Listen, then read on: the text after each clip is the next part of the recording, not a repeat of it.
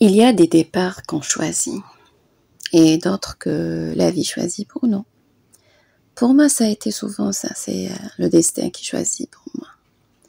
Quitter son pays, ce n'est jamais un simple déménagement. Ça n'a jamais été simple pour moi, ni envisagé. C'est un déracinement intérieur. C'est laisser derrière soi les visages aimés, les rues familières, les repères d'une vie, oui. Ma famille, mes proches. C'est une épreuve qu'on ne peut comprendre que si on l'a vécu et si on avait un attachement à son pays comme moi. Mais parfois, le déracinement, c'est la première étape de la vraie croissance. Oui, parce que c'est un choc. Un chapitre qu'Allah écrit pour nous avant même qu'on le comprenne. Dans ce nouveau pays, je décide d'assumer un choix. Celui d'être femme au foyer. Et pour ne pas me perdre, je cherche un cercle de lumière. Et puis voilà, me retrouver entre des sœurs qui apprennent le Coran par Internet. Mais c'est là que commence un autre tournant discret dans ma vie. Le bénévolat. Nous étions chargés de retranscrire les paroles des savants. Oui, je suis entrée par hasard, par curiosité. Des heures d'audio à transformer en fichiers Word, PDF. J'ai levé la main sans réfléchir. Je ne savais pas encore que ce petit service allait semer des graines immenses. En tapant, corrigeant, relisant, je découvrais plutôt la profondeur des sciences islamiques, oui.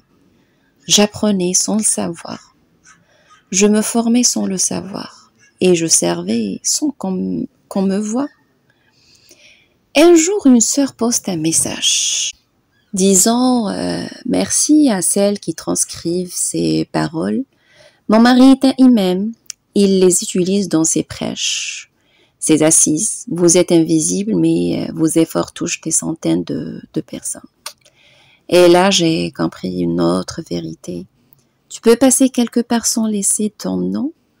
Tu es inconnu, mais laisser une empreinte éternelle. Beaucoup de personnes qu'on ne connaît pas sur cette terre-là, mais Allah les connaisse par leur nom.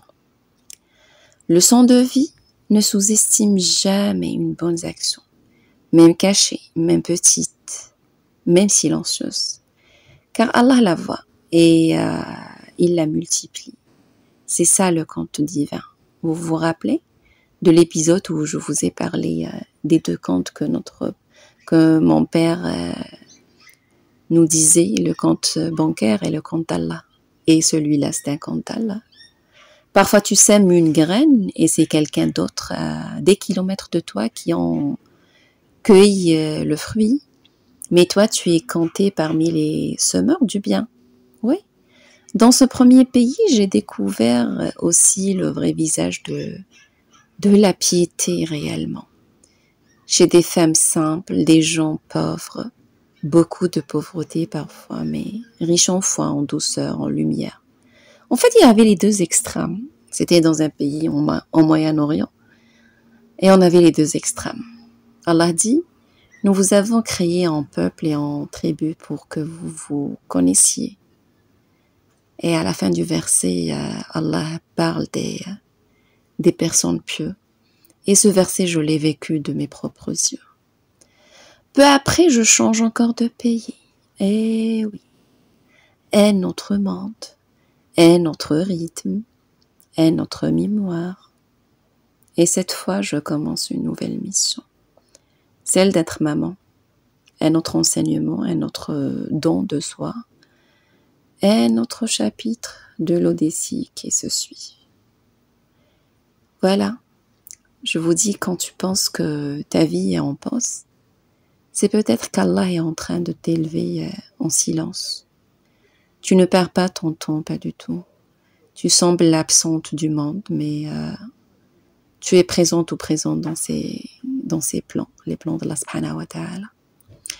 Ne doute jamais de la valeur d'un pas. même discret, même une petite parole. Car parfois, les plus belles destinations naissent dans le silence. Et merci d'avoir marché encore un bout de mon chemin d'Odessie. La suite vous attend dans l'avant-dernier épisode, Inch'Allah.